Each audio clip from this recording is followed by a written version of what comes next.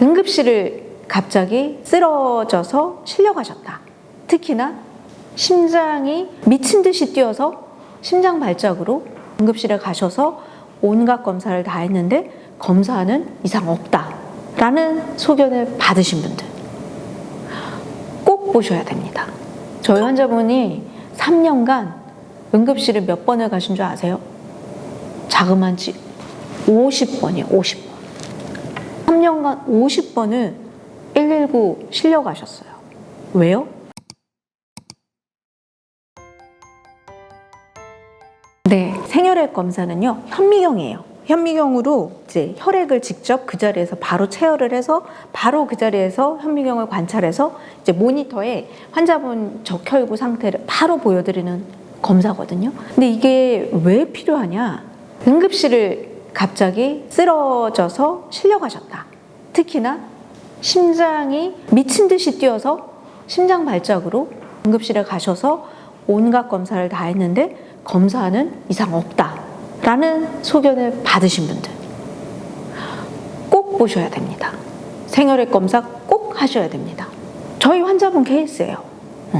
저희 환자분이 3년간 응급실을 몇 번을 가신 줄 아세요? 자그만치 50번이에요. 50번.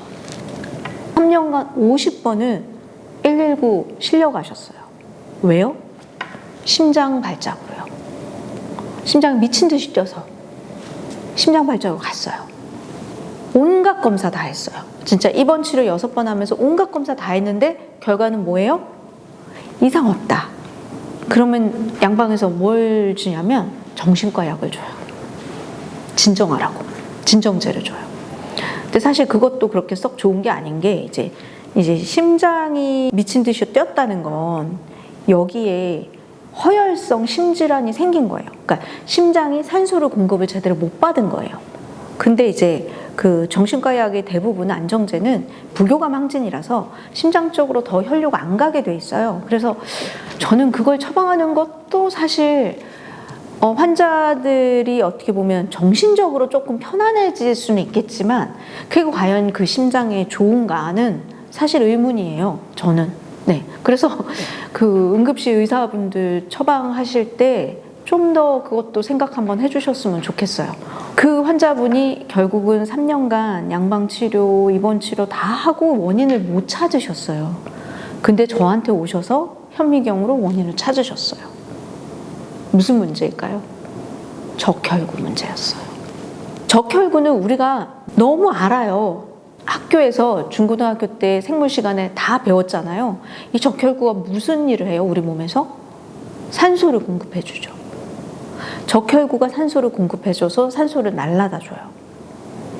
그래서 적혈구에 문제가 생기면 심장이 산소를 못 받아서 그런 반응을 하는 거예요. 근데 그럼 적혈구 이상을 왜 양방에서 못 찾아냈냐고요?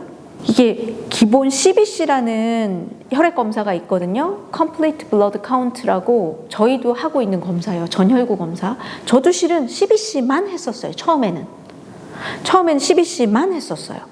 그럼 저는 그걸로 어떻게 보면 적혈구 이상이 충분히 알 줄 알았거든요. 저도. 근데 어느 날 저 친한 원장님이 현미경을 보시는 원장님이 계셨던 거예요. 원장님이 사진을 보내줬어요. 저한테. 카톡으로. 이게 뭐예요, 원장님? 적혈구래요. 너무 이상해. 내가 알고 있던 적혈구가 아니야.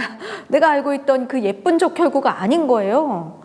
적혈구가 너무 이상한 거예요, 모양이. 거기다가 혈장에 막 이상한 이물질도 있고 뭐 난리가 났어요. 그래서 저도 좀 충격을 받았어요. 환자분들의 어떤 적혈구의 그 사진에 제가 충격을 받고 내가 CBC만 하는 게 과연 이걸로 알 수 있는 게 아니네? 이래서 당장 현미경을 도입을 한 거예요.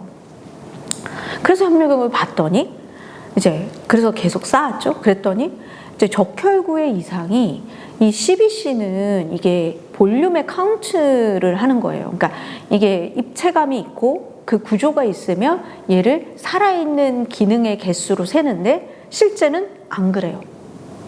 제가 보면 알아요. 쟤들은 기능을 못하는 적혈구예요? 근데 CBC에서는 카운팅이 돼요. 그래서 적혈구가 우리가 여성은 400만 개, 남성은 한 500만 개 정도 있어야 되거든요. CBC로는 숫자가 정상이며 거의 별 문제가 없는 걸로 나와요. 물론 저희 CBC에서 적혈구 모양이 작습니다. 적혈구 모양이 큽니다. 그런 빈혈증 진단이 나오기는 해요. 그리고 적혈구 모양이 각각 다르다. 이런 모양 이상의 진단명도 가끔 뜨긴 뜨는데 그걸로 다 안 되더라고요.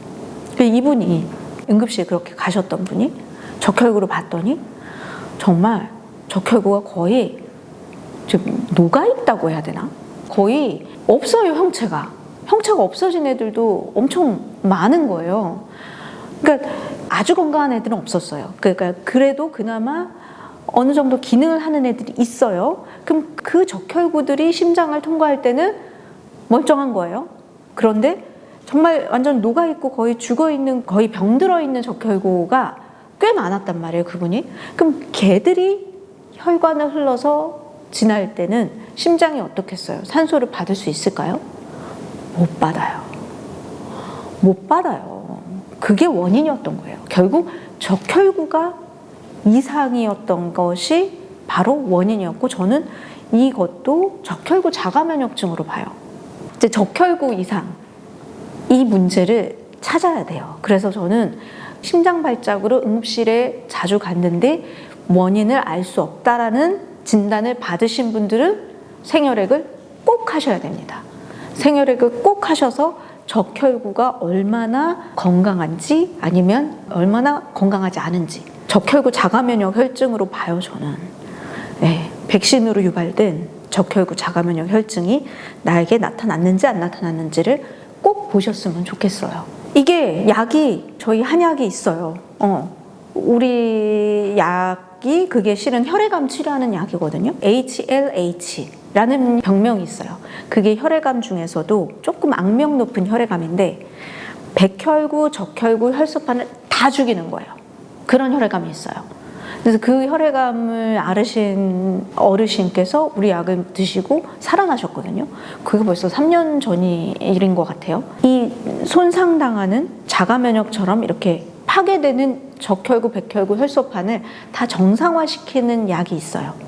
그게 우리 혈액암 치료제가 메인인 미네랄 한약이에요. 그 미네랄 한약을 메인 성분으로 한 약으로 처방을 해서 이제 심장 쪽으로 가게 한 약이 있어요. 그거 복약하시면서 치료하시면 이 증상은 개선이 돼요. 그러니까 그분이 저한테 되게 늦게 오셨어요. 3년을 딴 데서 이렇게 치료를 못하고 늦게 오셨잖아요. 더 늦게 오셨으면 정말 어쨌을까 싶어요, 저는. 정말. 그래서 그분이 제일 감사하다고 얘기했던 게 이제 아기가 있거든요. 아이랑 3년간 놀이공원을 한 번도 못 간 거예요.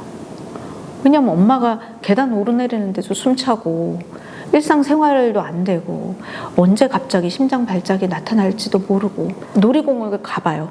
이렇게 막 오르락 내리락 하는 거, 이렇게 스피드 하는 거, 이러면 심장으로 혈액이 굉장히 많이 공급이 돼야 되고 산소가 굉장히 많이 공급이 돼야 되는데 그거에 대한 두려움이 있잖아요. 어떻게 가요? 엄마가 생명이 위태한데. 그래서 3년간 아이랑 못 갔대요. 근데 약 드시고 좋아지셔서 응급실도 안 가시고 아이랑 다녀왔다고 말씀하시더라고요. 그때는 정말 제가 눈물이 나왔어요.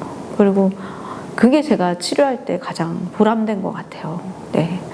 그분이 이제 본인 스토리나 얘기를 이제 하신 거를 보시고 오시는 분들이 종종 있으시긴 하세요, 요즘은. 근데 이거는 좀 말씀을 드려야 되겠다. 응급실을 갔는데, 심장 발작으로 인해서 응급실을 갔는데 원인을 모른다. 그러신 분들은 저한테 오세요. 오셔서 적혈구를 한번 보셔야 됩니다. 그 원인을 찾지 않잖아요. 그리고 원인을 치료하지 않잖아요. 병은 절대 낫지 않아요. 그리고 병은 잘합니다. 병은 더 커져요. 그래서 원인 치료를 하셔야 돼요. 그리고 원인을 아셔야 되고요. 심장 발작 오신 분, 응급실 가신 분 꼭 한번 오세요. 오셔서 적혈구를 보세요. 원인을 거기서 보실 수 있으실 거예요. 그리고 저희는 치료는 됩니다.